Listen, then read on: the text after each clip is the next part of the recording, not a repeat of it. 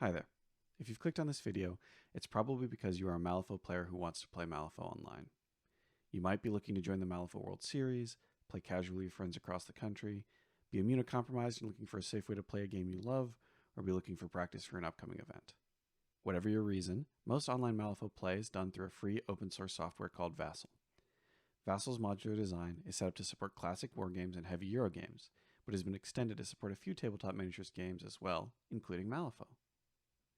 Over the course of this video tutorial, I'm going to show you where to find and download Vassal, as well as the Malifaux module. Then I will walk you through the controls within that module. Notably, I'm not going to teach you the rules of Malifaux. There are other, better channels for that. I'm going to assume you have access to Discord for voice communication. I'm going to assume you have access to the Malifaux app for detailed information about the game's models and organizing information about the game as well. Furthermore, I am not going to walk through how to organize a game of Malifaux online, but I will provide a link in the show notes to the MWS Discord, that's the Malifaux World Series, where games of the competitive and casual stripe are organized around the clock and around the world. Here we are on the Vassal website. You can get Vassal for Windows right here, but if that's not the download you're looking for, perhaps you're running Mac or Linux, Vassal is well supported in a variety of other architectures and operating systems. If you're particularly tech savvy, you can even download and unzip the Vassal archive and set it up yourself. I'm not going to go into depth of that. For most of us, it will be enough to download and run the installer for the appropriate version of Windows or the Mac OS. Once you've done that, you'll need to also take a moment and download the module for the game you want to play. Right now, I'm assuming that's Malifaux. The latest version of the Malifaux module can be found within the vassalengine.org wiki under the module :Malifaux extension. This changes pretty regularly, and there is some flexibility and compatibility between versions of the module, but it's always a good idea to be on the latest version of the module, especially if you're playing in an MWS that is using newly published map files. I'll talk a little bit more about maps once we get into Vassal proper. When you boot up Vassal for the first time, it might look something like this, or you might be missing the module you're looking for. In that case, you'll need to head here to the top left and click File, and then go to Open Module. By clicking Open Module and locating the place where you've placed your Vassal module in question and hitting Open, it will add it to the list here. Once it's added, you simply need to double click it, and it will create a pop-up for the module in question and start the launcher. This welcome launcher gives a couple of options. I'm not going to go into detail about saving and loading games in Malifaux, as most games of Malifaux are played live and rarely set aside to be continued later. There is an option to start a game offline, which is quite useful if you need to practice individual models or just want to play around and get comfortable with the software. But for the most part, you'll be using the second option, look for a game online. Once you have done so, you'll see a chat dialog here for the main room. You could chat in this main room if other players are active there, but most communication around the game does not take place within the Vassal client, but rather in separate Discords, particularly the Malifaux World Series Discord. That's the primary place to organize a game. Once you've organized a game, if someone else has created it, you could right-click on the room and join it if they are expecting you. We won't be joining any of these folks' rooms during the course of this video, and we will instead create our own. To do so, we want to go to New Room, and we want to hit Create after giving it an appropriate title. We'll call ours right now Tutorial. After a few seconds, not even, you'll see you have created and joined a new game room called Tutorial. However, you do not actually have a map or any way to interact and play the game. I'm going to run through how to set up that map in a moment, but before I do, I just want to highlight a couple options along the top here. This file option is where you would, if you wanted to, save a game to continue later. It is also where you can load the currently 66 different maps available for Malifaux as published by the Malifaux World Series and Malifaux online community. Let's go check out Sandstorm. Once you choose the map to load, you'll see that you have to choose a side. You'll want to pick either player 1 or player 2. Player 1 is the red player and player 2 is the blue player, if that matters to you. If it doesn't, and you know your deployment, one thing to note is that player 1's information is basically organized at the top of the map, and player 2's information is often organized at the bottom of the map. So if your deployments align neatly with that, it may be a good idea to line up player 1 and player 2 with that. If for any reason you need to switch players, this button here, choose your side, will allow you to switch if there is not another person occupying the player 2 slot. You may need to do a little bit of shimmying and become an observer and then choose the player you want to be, but it is perfectly possible to switch player sides if you have a color preference that really drives you, or you simply want to keep your information organized in a way that lines up with the way the table is set. Across this top ribbon here are the majority of menus and options you will need to have access to across the game of Malifaux that you hopefully will get to play after this. I'll run through most of these as we go, and we're going to start talking with maps before we head on to just how you would import your crew and get started to play the game, getting set up. So when we talk about maps in Malifaux, and Malifaux is played online, most of the time we play on pre-made maps. In general, terrain for these maps follows a convention established by the Malifaux World Series, so that you can expect that all forests are dense, congealing, and severe, all campfires are hazardous terrain of the same kind, and all buildings are blocking impassable terrain of the same kind. But you will notice on this map a couple of markers. The numbers indicate the height of the terrain, where height is important on blocking terrain in particular to allow for units and line of sight to model a 3D table.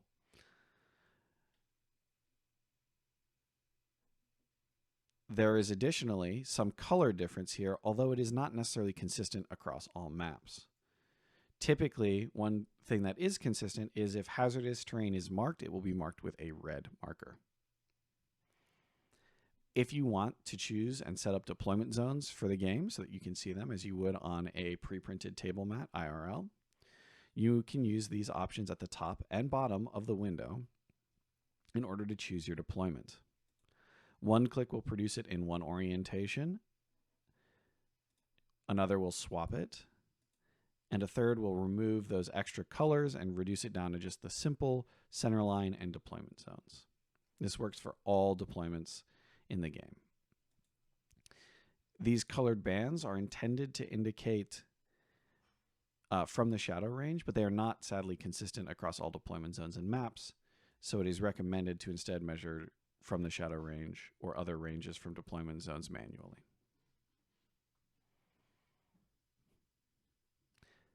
So let's say we know that we are in a standard deployment and we are the defender, and our opponent has chosen that we will start in the top of the map. We can continue from this position. Our next step is going to be getting our crew into this module. I'm going to assume you use the Malifaux app to build your crew, and rather than showing a full crew creation, I'm simply going to show the selection and bringing the correct models and markers we need in, as well as getting our stone count set up, and the use of the hidden area, as well as the use of the in-Vassal schemes if you prefer to track your scheme information through the Vassal application rather than through the Malifaux game application.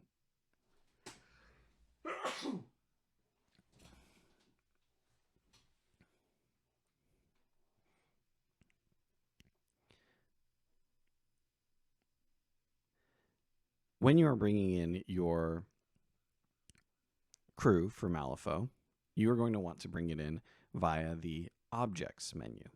This is where you'll find markers, terrain, tokens for models, as well as tools for tracking scenario objectives, specifically strategies, as well as hidden information for schemes.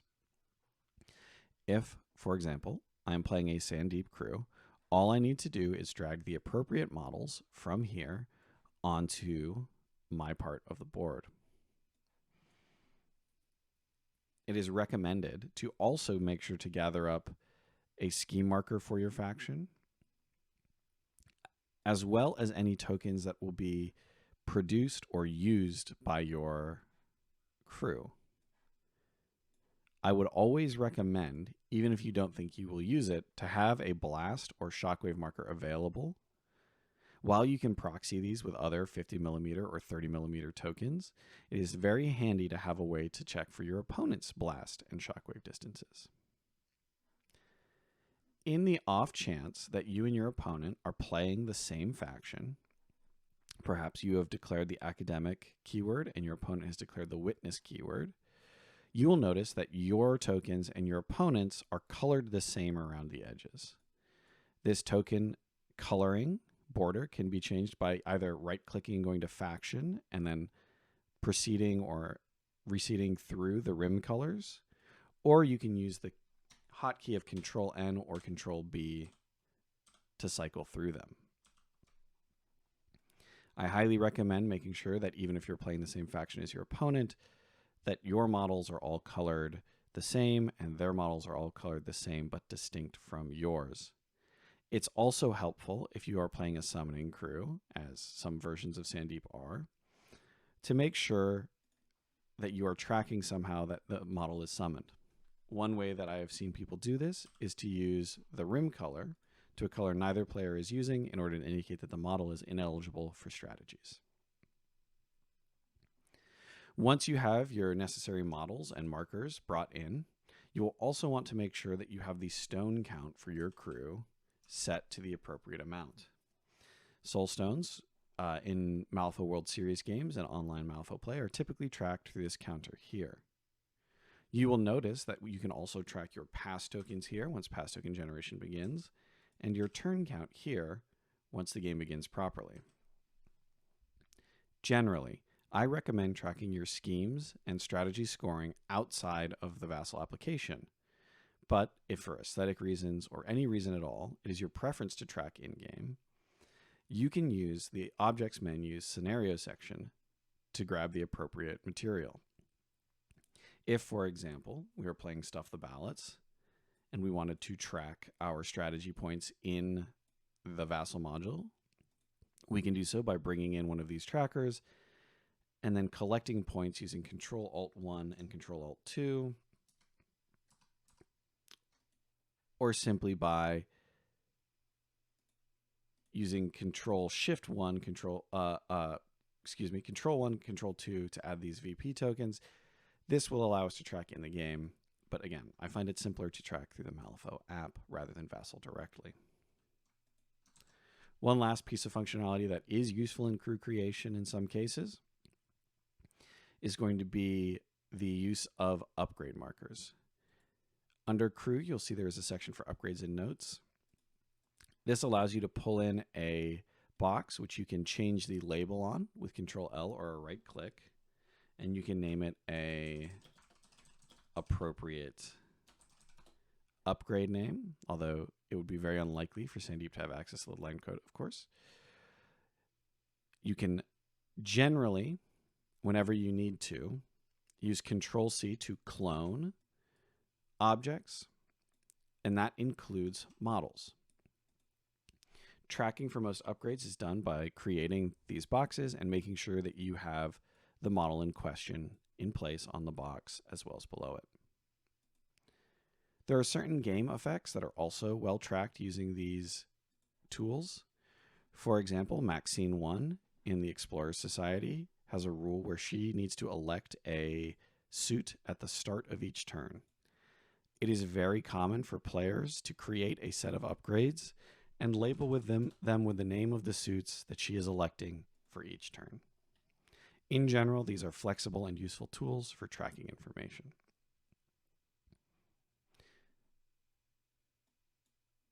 One last thing before we move away from the object section is back in that scenario section. There is an automatic setup tool for most strategies that use strategy markers on the table. An example would be Stuff the Ballots. If we are playing Stuff the Ballots and we want to set up automatically, you will see these options here: STB North Square, Northwest Diamond, West Square, and Southwest Square.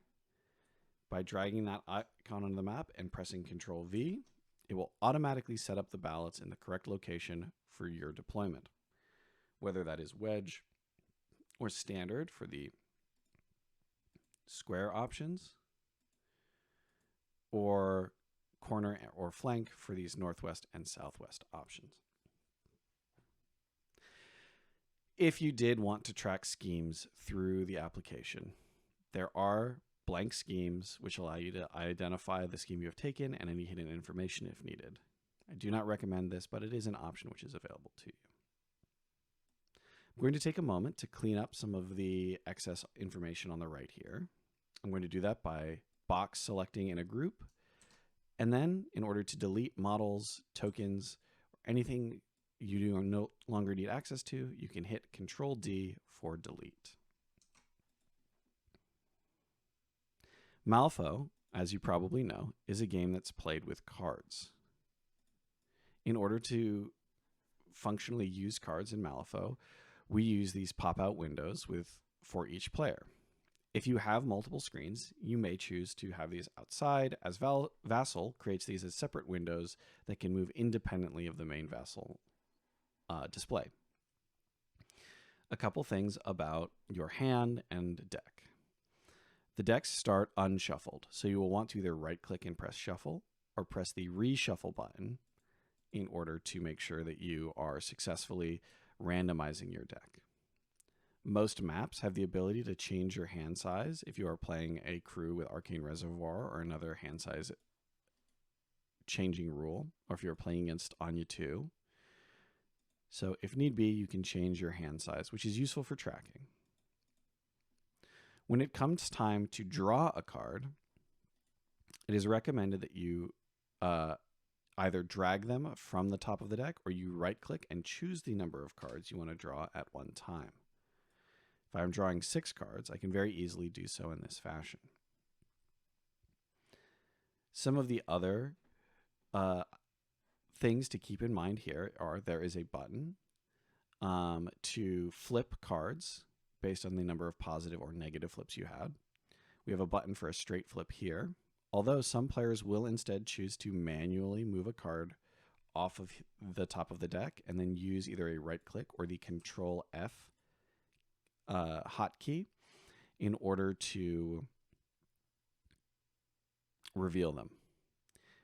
In those cases where a rule makes you reveal a card from your hand, you can also use Control F in that fashion. My opponent would in this case be able to see this 2 of Rams. It is a convention that cards that are in this central area are in the duel and cards that are here are in the discard.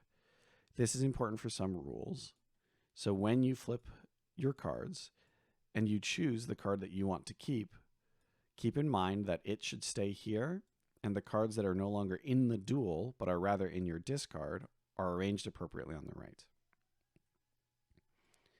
Some rules will ask you to discard cards randomly, and Vassal does have functionality to support this. You will need to make sure that you have the game chat visible to you. This is not very often used, but it does contain a useful log of actions that you may sometimes wish to refer to. And it also allows you to roll a random die. Let's say I have 6 cards in hand and I need to discard 1 randomly. I can see I need to discard the 5th card. This randomization could be used in any number of ways, but the primary function it has is for discarding. Let's talk a little bit about some of the other options other than objects and the hand-related options along the top of the map. One of the most commonly used and crucial options within Malifaux is the undo button. It has a hotkey you're probably familiar with in the form of Control-Z. If I have moved a model around and need to return it to its original position, using Control-Z provides a way to do so. I'll show you in just a moment how I did that movement on that Sandeep model. However, I do want to caution you. The undo button does not care whether it was your action or your opponent's action that was undone. So it is wise to make sure to inform your opponent that you're going to undo something or wait until you are the only person taking actions on the board to do so, rather than in a contested moment like during flipping cards.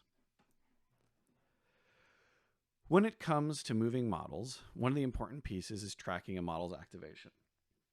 There are several ways to do this. The first, simplest, and least recommended way is just to remember it.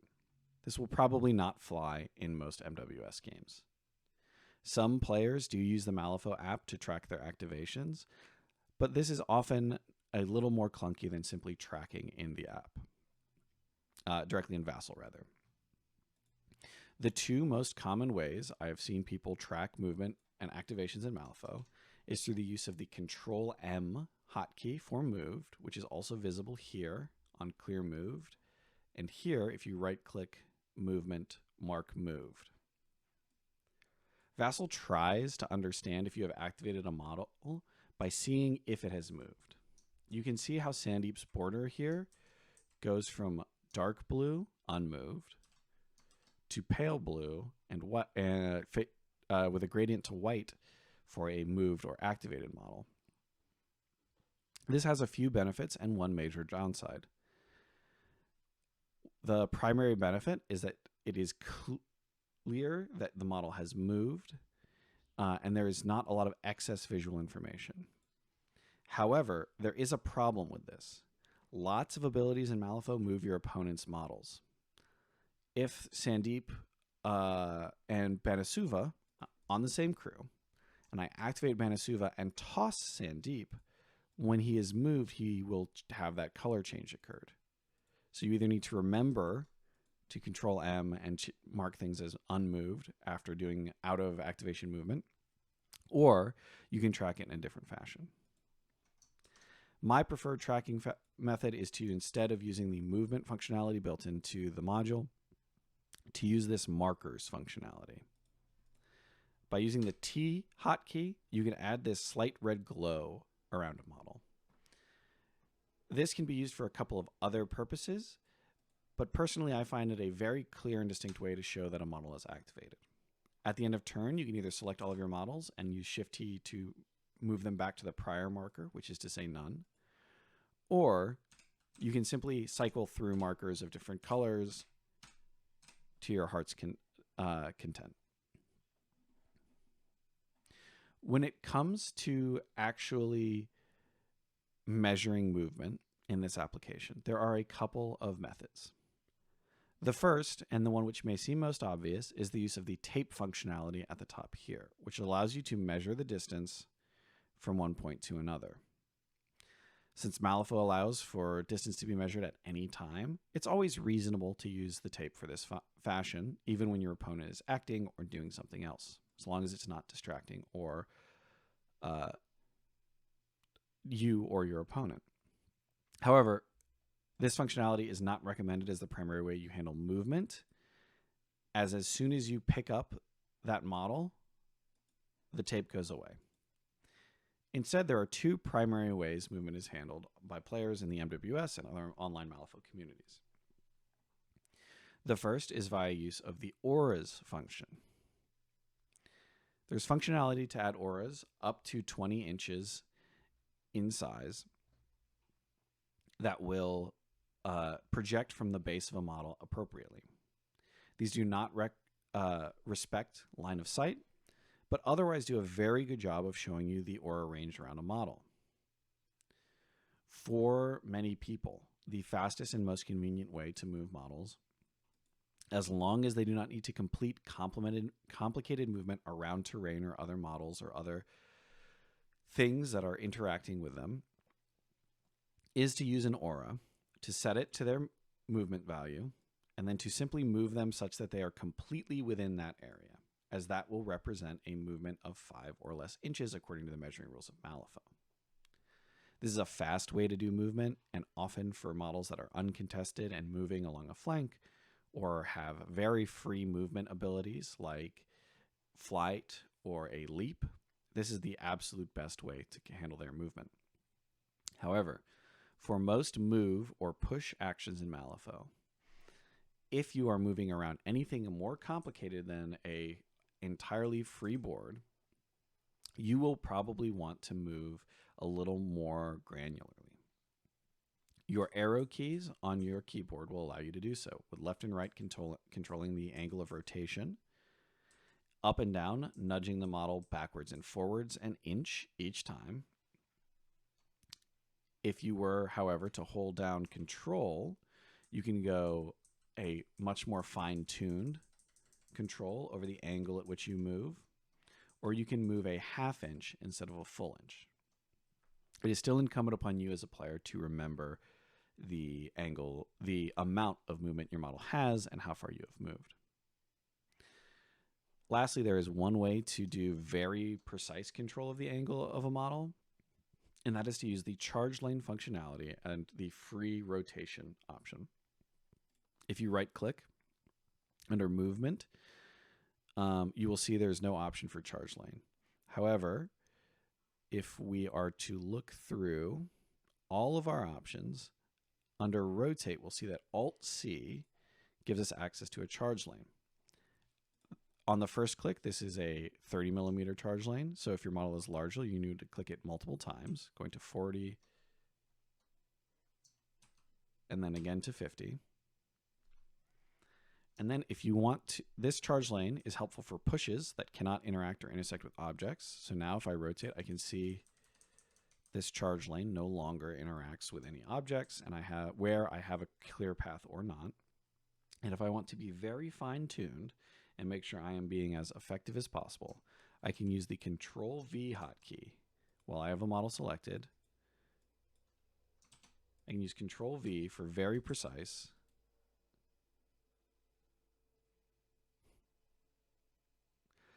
Alt-V, rather. I can use Alt-V for very precise in order to use my mouse to adjust degree by degree until I have exactly the charge lane I'm looking for, and I can fit through a tighter space. The charge lane is also useful for establishing LOS over reasonable distances. As we can see here, it's actually quite large. Let's see, I can use the auras to tell you it's 16 inches from the model, which is longer than most actions in Malifaux, although not all. And if I am measuring line of sight to another model, I can often use a charge lane or two in order to establish that there is no point on the left side of my base and the left side of Banasuva's base that doesn't pass through terrain. I don't think he can see Mr. Rajput here. There is also a laser tool for LOS that allows you to draw straight lines across, which can be useful for the same purpose. One last thing I want to identify in terms of movement within Malifaux and the Vassal tool in particular. Proxying out your movement is very useful. If you know your model is going to walk and then charge, it is valuable to clone it, have it walk, clone it again, make sure you have a legal charge, and make sure that all of your movement here is legal and appropriate before you begin. Once you're done, you can simply delete the models that you clone, and only the model that remains is there. This allows for much more precision and the ability to undo your actions very quickly. For example, if I decide, actually, this puts me in a bad position, I do not want to take this action, or perhaps I don't fit, I can reset very easily by deleting up my clones. In a situation where your models have engaged, it may be useful to have an aura up to see their engagement range, 1-2 inches for most models. And then once they've begun fighting, they will begin to take wounds and conditions. The hotkey for wounds and conditions is the same as the hotkey for increasing and decreasing stones, pass token, and turn. Those being N for next to increase a number, and B for back to decrease a number.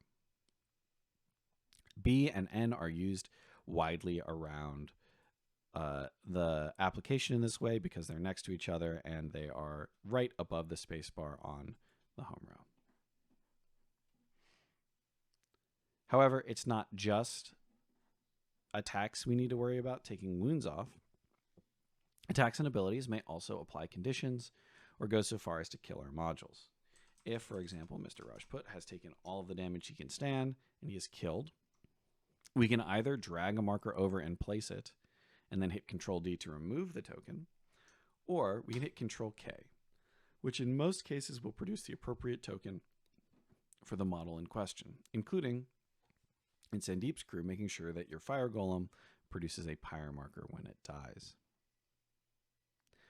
For conditions, there are two ways to add conditions to a model. Those are to either use the right-click menu, as we've seen a couple of times, but it is very fast and convenient to learn the hotkeys for conditions in particular. I'm going to run through these now, and I recommend getting into the application and familiarizing with themselves before you play a game. The hotkeys for conditions are as follows. Staggered and stunned is right there at the top of the right-click list under R. You can think rattled or reduced options if you really want to. Staggered and stunned can overlap, so you'll see this red box for staggered, this white, let me zoom in. You can zoom in a little bit. It's not a bad idea to adjust this to your comfort. I should have said that earlier, but we're here. We're going to just crack on. Or you can press R again to combine them, R to clear. The only way you can clear staggered is by pressing R until it's gone. F is for fast or slow, and this is where we get under the condition options here. Fast, slow, nothing. A is for adversary. Q is for focus, the queen of conditions. And then Shift Q for distracted, its dark counterpart. Now, focus and distracted cancel each other out. So you can see, hey, if I have focus 2 and I want to lower it, I can press Shift Q. If I take a distracted, which would remove my focus, I hit Shift Q.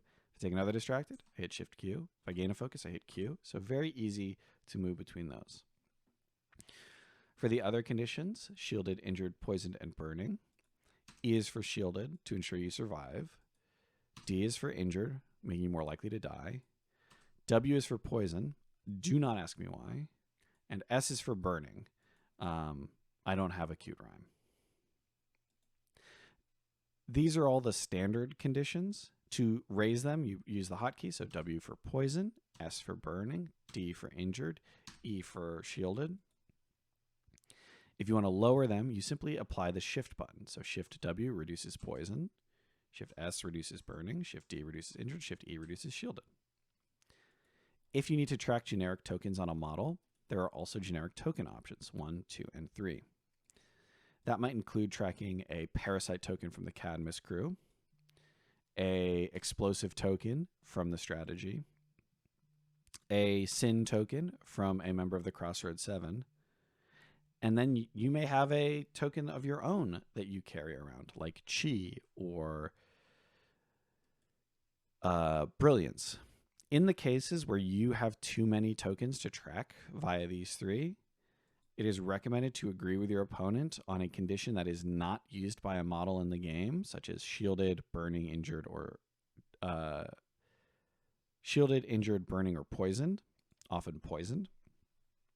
And if it's not used by any model in the game, it can safely be used as a stand-in, right? So one example here that has come up in the past is a Cadmus crew versus a Monk crew, neither one of which has access to burning in this particular matchup, simply uses burning to track the fourth token type that they need to track. This is very uncommon, but it might come up for you.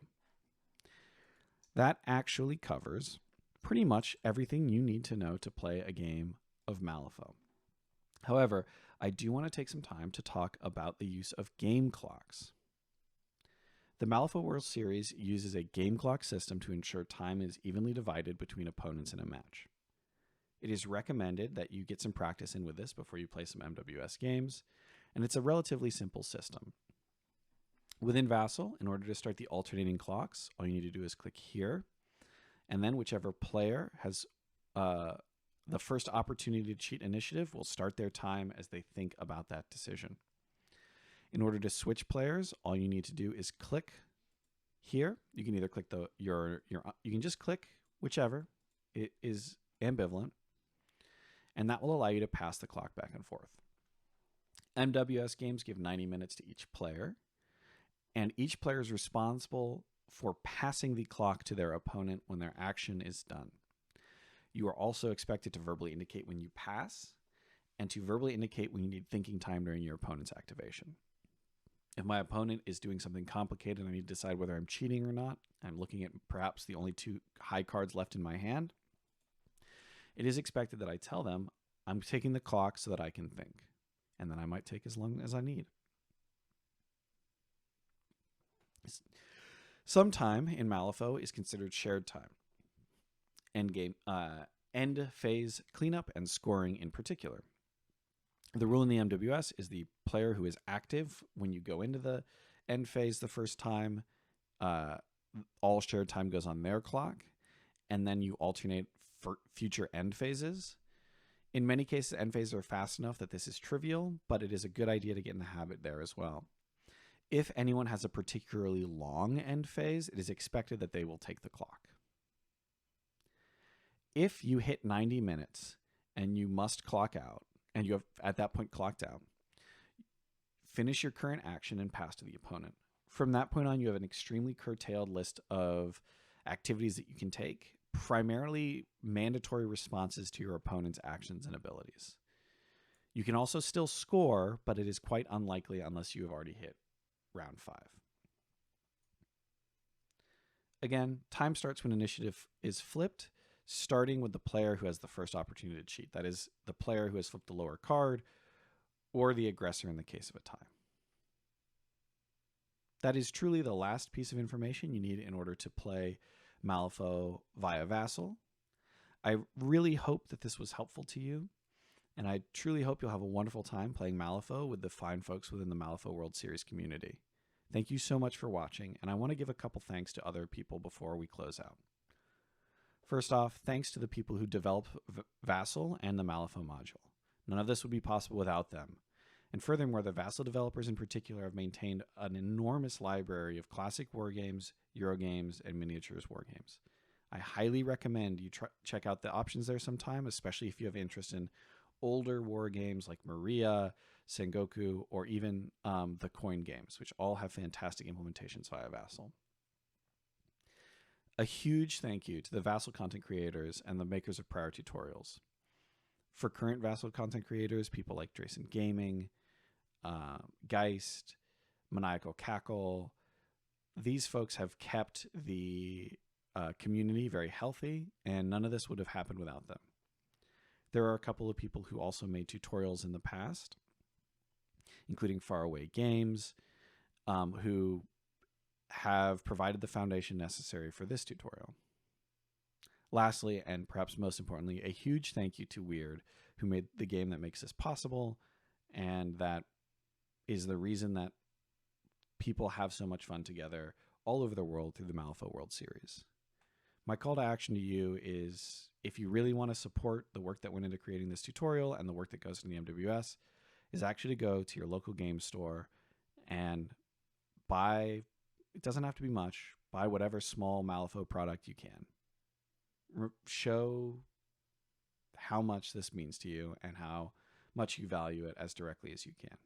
If you can't, that's fine too, and maybe just share with other people what a great game this is and how easy it actually is to play online. Thank you, and have a wonderful rest of your day.